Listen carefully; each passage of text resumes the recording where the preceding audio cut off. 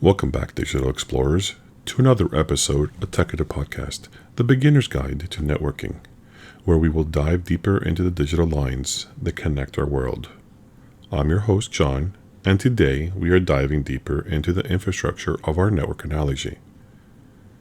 We will demystify the roles of routers, switches, hubs, access points, firewalls, and IPSs. Plus, I will tackle a question brought to me by one of our listeners, as well as a question I always get from my clients. So let's embark on our urban exploration.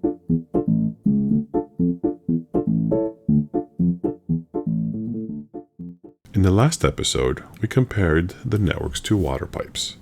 In this episode, we will take it above ground and change the analogy a little bit. So let us imagine our network as a bustling city. In this city, data packets are like commuters traveling to various destinations. To manage this traffic, our city employs various devices, each with a unique role. So let's get started with the routers. Think of routers as the city's traffic officers, directing data traffic to ensure it reaches the correct neighborhood or even other cities. Routers are the junctions where decisions are made about which path is best for data to travel, ensuring it reaches its destination efficiently. Switches are the city's streetlights, guiding traffic within a neighborhood. They connect various devices in our local area network, directing data packets to the correct house by reading the address labels, known as MAC addresses, on each packet. Switches keep local traffic organized, ensuring smooth communication between devices on the same network. Followed by our hubs, which are like a town square, where all roads meet. Data arriving at a hub is broadcasted to all connected devices regardless of the destination. Hubs are less efficient traffic managers, unable to direct traffic to a specific location, leading to congestion and noise in networking that translates to collisions and broadcast storms, respectively. Access points are the city's bus stops, providing the commuters, which are also known as the data packets, a place to access the city's wireless network. They extend the network's reach into the wireless realm, allowing Wi-Fi devices to connect and communicate with the wired network, facilitating mobility and convenience. Moving to our city's protection, we have the firewalls.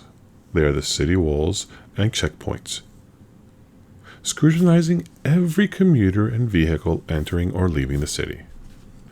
They protect the city from invaders, in this case cyber threats, by inspecting incoming and outgoing traffic, blocking unauthorized access, and preventing attacks. And finally, we have the IPS, also known as Intrusion Prevention System. They act like the city's patrol guards. These guards are not only stationed at the walls and checkpoints, but also roam the streets actively looking for suspicious behaviors or known troublemakers. When they spot something amiss, they don't just alert the authorities, they're authorized to take immediate action to stop the threat in its tracks, preventing any potential harm to the city's infrastructure. Now, let's answer the question sent to us by Jalel. Jalel's question reads as follows: does a faster router equal faster internet? Jalel, first of all, thank you for your question, and I am thrilled to have received it. So here goes. While a good router can manage traffic more efficiently, your internet speed is ultimately determined by your ISP's plan. In our analogy, think of the ISP as the highway patrol, assigning speed limits to the highway.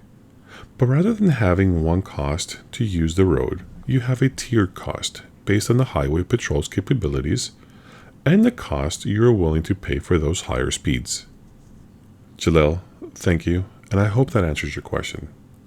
Moving on to a misconception I have had by many clients has to do with hubs and switches.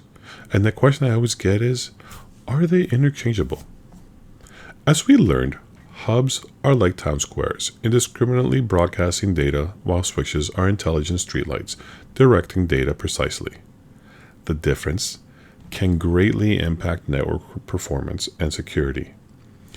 In my professional opinion, hubs have a very small use case, and unless you have a legacy environment, they really should never be considered or be in a production infrastructure. Understanding the roles of these essential devices and the true nature of network types illuminates the intricacies of our digital city, enabling us to navigate its streets and alleys with confidence. Debunking common hardware myths helps us build and maintain more efficient, secure networks. In the next episode, we will explore wired and wireless networks, the pros, the cons of wired versus wireless, including speed, security, and reliability. Until then, keep connecting, keep exploring, and remember, every packet has a story. I'm your host, John, and you've been listening to Techative, the beginner's guide to networking. Stay curious, stay connected, and I'll see you in the next episode.